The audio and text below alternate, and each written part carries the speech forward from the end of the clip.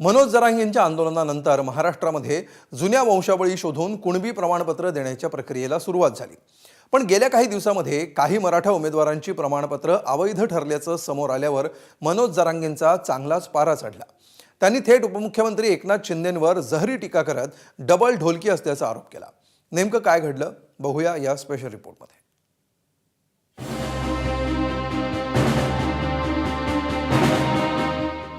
तुमच्या एका बी अधिकाऱ्याकडे नसणारे तितके पुरावे एका बी राज्यातल्या हे एका माणसाच्या यशवंत दहीहंडीचे एकट्याचे पुरावे बघाय जस काय मोजण्या करायच्या इतकं गठ्ठी आहे ती। अरे नालाय कवन करू नका तुम्ही, मी इतका मागा लागल ना तुम्ही मला माझ्या अंगावर येऊ नका। फडणवीस तुम्हाला सांगतो मी जर तराला लागलो ना तो तुमचं लय अवघड करून टाकेन मी सगळ्याच। काय पुरावे ते कोण अधिकार देतं तुम्हाला मराठ्यांचा वाटोळा करायचा? काही मराठा उमेदवारांची कुणबी प्रमाणपत्र रद्द झाल्याबद्दल मनोज जरांगेंचा असा संताप झाला। महाराष्ट्रामध्ये स्थानिक स्वराज्य संस्था निवडणुकीपूर्वी काही मराठा उमेदवारांना मिळालेली कुणबी प्रमाणपत्र गेल्या काही दिवसात रद्द झाली आहे।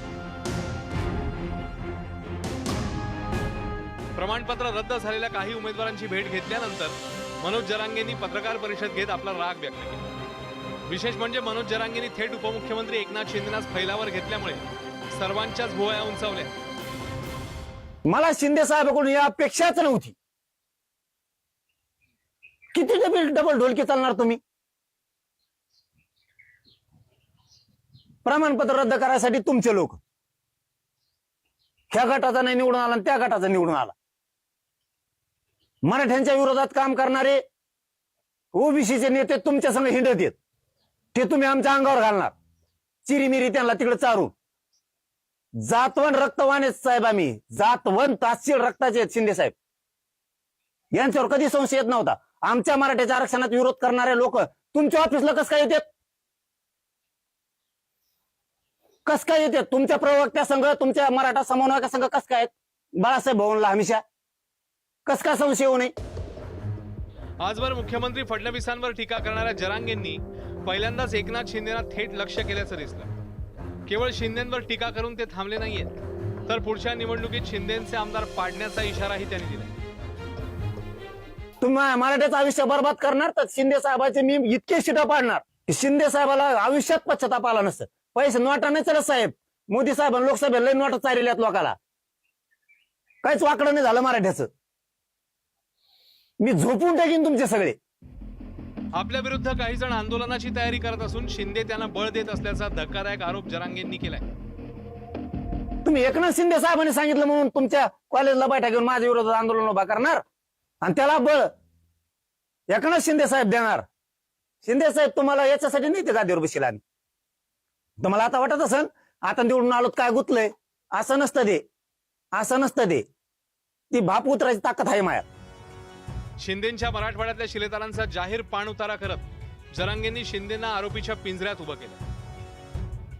शिरसाटांना सुद्धा फोन करून सांगितलं होतं मी, तुम्ही खोटे घात करता तर माझ्या समाजाचं वाटोळं होईल बरं का। आणि विलास घुंबरेला सुद्धा सांगितलं होतं मी हॉस्पिटललाच, हेच विषय तुम्ही वाटोळं करता ना मराठ्यांचं तुमच्या राजकीय स्वार्थासाठी। केलंच ना शिंदे साहेब तुम्ही तेच। तुमच्यावर मला कधी डाऊट येत नव्हता शिंदे साहेबासारखा मी कोणालाच म्हणत नाही। तुम्ही मला काय करू शकत नाही, जा तिकडं बघा मी काय करायचं ते। सत्यात गेलात म्हणजे का तुम्ही माज उतरणार का आमच्याकडं? एका क्षणी जरांगेंच्या संतापाचा इतका भडका उडाला की त्यांनी थेट एकनाथ शिंदेंच्या गद्दारीचा उल्लेख करत उद्धव ठाकरे शिंदेंपेक्षा बरे असल्याचा उल्लेख केला। तुम्ही असे छक्के पंजे खेळताल असं मला कधीच अपेक्षा नव्हती शिंदे साहेब तुमच्याकडून, कारण आम्ही मराठीच्या पोरांनी तेवढ्या खस्ता खाल्ल्या तुमचे लोक निवडून आणताना। आम्ही थोडं बी लक्ष दिलं नसतं ना तुमचे लोकच निघले नसते। तुमचा गद्दारीचा डाग पोसाला आम्ही मराठी आहेत। आमच्यावर ही वेळ येऊ देऊ नका उद्धव ठाकरे बरा म्हणायची, ती उद्धव ठाकरे साहेब बरा म्हणायची वेळ येऊ देऊ नका, कारण का आम्ही तेवढं रक्त झिजलंय। 1 रुपया घेतलेला नाही तुमचा, 1 रुपया। मनोज जरांगेंच्या गेल्या आंदोलनात मध्यस्थी करणारे विखे पाटील आणि प्रसाद लाड यांचा उल्लेख करत जरांगेंनी त्यांनाही सवाल विचारले। काय चुकीचं बोलतोय विखे पाटील मी आणि लाड साहेब? काय चुकीचं बोलतोय मी? करू दे मला तुमच्या पोराचं पुरीचं वाटलं तुम्हाला सहन होतंय का? लाड साहेबाला विखे पाटलाला बघू, करू दे आम्हाला वाटलं। तुम्हाला नाही तुमच्या पोराला जेलमध्ये घालतो तुम्ही केलेला भ्रष्टाचारात आम्ही, आम्हाला माहिती तुमचा काय भ्रष्टाचार आहे। त्यानंतर जरांगेंनी आपला मोर्चा वळवलाय तो भाजपकडे। बावनकुळेंच्या हाताने वाटोळं करताय का, असा सवाल त्यांनी मुख्यमंत्री फडणवीसांना केला. लय नवाजायला लागलो तर फडणवीस साहेब तुम्हाला मराठी आम्हाला माहित नव्हतं तुम्ही बावनकुळ्याच्या हाताने आमच्यात पाठवळ करता आणि तुम्ही एक बावनकुळ्या संपले जाण. मी 15-20 तरी आमदार पाडीन तुमचे एकट्या बावनकुळ्यासाठी. तुम्ही जर एकट्या बावनकुळ्याला जर एवढे पावर दिले ना प्रमाणपत्र मराठीचे रद्द करायचे, ते तुमचा बावनकुळ्यासाठी 25-30 तर सहज भरगडीन मी. ह्या लेकरांचं पाप कोण डोक्यावर घेणार आता, फडणवीस तुम्ही का? त्या बावनकुळ्याचं सांगण्यावर बावनकुळ्याचं पत्र देतो, इन्व्हेस्टमेंट करून दिलं त्यांनी, त्या नोंदी रद्द करा म्हणून. हो, हे फडणवीस लक्षात ठेवा तुम्ही. आता त्या बावनकुळ्याने मराठ्यांचं वाटोळं करायचं ठरवलंय. यांनी इन्व्हेस्टमेंट करून पत्र दिलंय की नोंदी रद्द करा. तुमचे निवडून नाही आले म्हणून तुमच्या निवडणुकीसाठी माझे मराठी लोक मारणार तुम्ही. सर्टिफिकेट रद्द करण्याचे आदेश बावनकुळेंनी दिल्याचा आरोप करत जरांगेंनी त्यांची नार्को टेस्ट करण्याची मागणी केली. तर ही मागणी मान्य करत बावनकुळेंनी या प्रक्रियेशी आपला संबंध नसल्याचं स्पष्ट केलं. का रद्द केलं? काय कारण? 15 लाख रुपये पाहिजे होते का? ऑपरेकडे फोनवर नका बोलू म्हणतात. 15 लाख रुपयाचे प्रमाणपत्र देतो. 15 लाख पाहिजेत. करा त्याची नार्को टेस्ट म्हणलाय का नाही तो? फोनवर नाही ना म्हणला, प्रत्यक्ष येऊन भेटा, नार्को टेस्ट करा त्याची म्हणलाय का नाही तो? मग कस काय प्रमाणपत्र देतो? माझी नार्को टेस्ट करता येईल, काही अडचण नाही, त्याला माझी परवानगी आहे. फक्त प्रश्न असा आहे की जे जात पडताळणी जो एक विभाग आहे हा अर्धन्यायिक आहे, क्वासी ज्युडिशियरी आहे, त्याच्यामध्ये आम्हाला हस्तक्षेप करता येत नाही शासनाला. त्यामुळं जर असं वाटतं कुणाला की बाबा आमचा अन्याय झालेला आहे, जात पडताळणी त्या ठिकाणी आम्हाला काही न्याय दिला नाही, तर उच्च न्यायालयात जाऊन त्याच्यावर तात्काळ आपल्याला स्टे आणता येतो किंवा तात्काळ त्याच्यामध्ये अपील करता येत. प्रमाणपत्र रद्द होण्याशी सरकारचा संबंध नसल्याचं सांगत फडणवीसांनी जात पडताळणी प्रक्रिया कशी न्यायालयीन निर्णयाशी संबंधित असते ते समजून सांगण्याचा प्रयत्न केलाय. प्रमाणपत्र जेव्हा जात पडताळणी समितीकडे जातात त्यावेळी या जात पडताळणी समिती पूर्णपणे सर्वोच्च न्यायालयाच्या निर्णयाच्या अंतर्गत काम करतायत. राज्य सरकारचं त्याच्यामध्ये कुठलीही दखलंदाजी नाही. मी आपल्याला सांगू शकतो की मोठ्या प्रमाणात वेगवेगळे जे काही त्यांच्याकडे प्रमाणपत्र येतात त्यामध्ये 10-12% रिजेक्शन हा रेट आहेच.